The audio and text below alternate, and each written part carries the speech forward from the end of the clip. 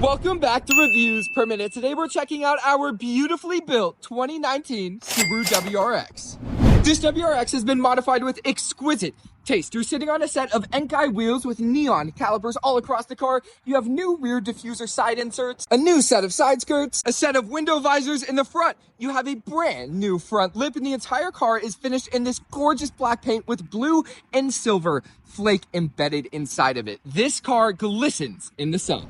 And under the hood, you're gonna find its fully built 2-liter flat 4. And I mean fully built, everything from its charge pipes to intake to front mount intercooler to upgraded turbos and fully built block by IAG Performance. This thing was built to go fast, and it's paired up with a NVIDIA exhaust and new blow-off valve, making intoxicating exhaust and turbo noises.